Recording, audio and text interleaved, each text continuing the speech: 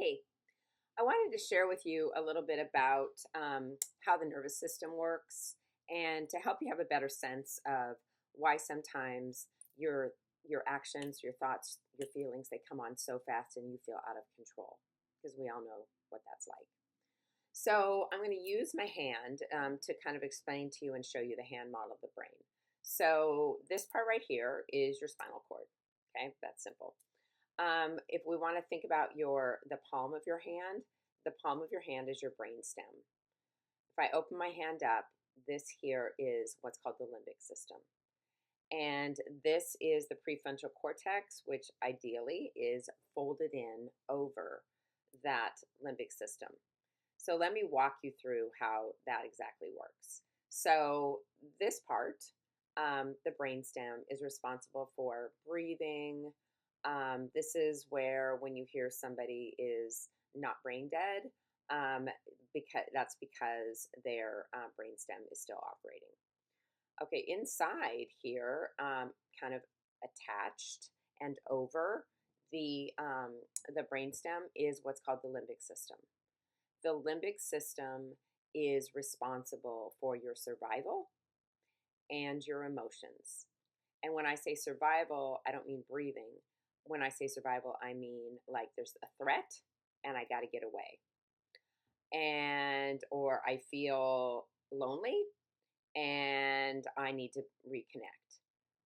And emotions being the things that have happened, and the emotions that you felt over a lifetime. So the interesting thing about this is those emotions that are stored in the limbic system are body-based emotional memories. So they're felt states and they're not logical and they're running in the background at all times, recording what's happening. And then those things get embedded here. These are the things that we're not fully conscious of, but especially the things that happen to us in like the first 8 years of life. The first 8 years of life, we don't have the ability to, experience a situation and rationalize what it's about, what it's not about. So what happens is those things just get recorded there. And I'll get back to how that comes into play later. Explicit memories get recorded in the cortex. The cortex is where language, it is time stamped, and it's pretty easily accessible. This stuff in here isn't as easily accessible. So that stuff's in there. And so when our brain is like this, it's operating at its ideal situation. The brainstem's online. This part is like covered up by the cerebral cortex, and the cerebral cortex is kind of in charge. Well, so how do things get offline?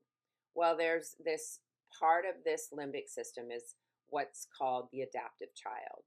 The adaptive child is the coping strategies that you came up with, not consciously, but based on those implicit memories that have been recorded in your body. And that adaptive child is there to protect you. It came on when you were a child, and it was basically doing what it needed to do to protect you in the environment that you were in. So if you were in a very chaotic environment, it taught you how to cope, but it didn't teach you consciously. It taught you in a body-based way. So what's an example of that? If a child grows up in a house that is full of a lot of conflict, then they learn either to disappear or to attack, and that is dependent on the situation and that particular person and their personhood. But that adaptive child part, is very protective. It's very rigid. It comes on really quickly, and it's on autopilot. So you can't really control this, and it's really important to understand. I'm going to talk a little bit more about the can't control part. But so that's the adaptive child. That's, the things that happen to you in your early life that you aren't even aware of, that are running in the background even now, so that when you have an experience, you notice yourself sometimes having an out of proportion response. That's because it's in there recorded, and it's the adaptive child who's coming forward. When it's closed over, we have the wise adult, and the wise adult is in the cortex, and that's where those explicit memories are recorded. So the wise adult has the ability to kind of look at a situation, pause, reflect, kind of integrate, okay, this is what's going on. And it is using the memories and the things that are recorded in the limbic system, but it's superseding any reactivity, if that makes sense.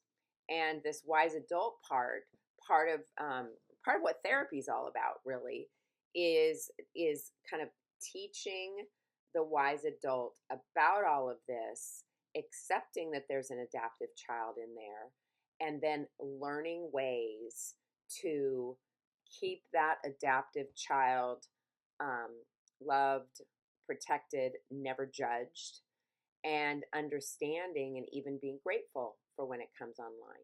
When it comes online quickly, what happens is what we call flipping the lid.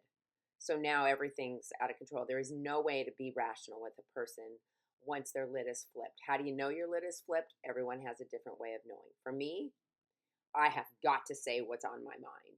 There's no that I mean, I don't even stop to think about it. I'm just like, this is what I think about that.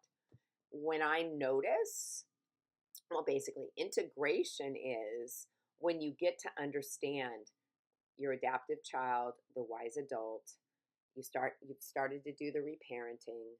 Part of the reparenting is noticing when it comes online, body signals, thoughts, compulsions, and noticing it coming online and being able to take that space before the lid is flipped through breath, through grounding, bring this back online, use the information that is embedded from the past, use the rational mind, and find a way to talk about what you're thinking, feeling, or experiencing. So I hope this makes some sense. And I'd love to talk about it more.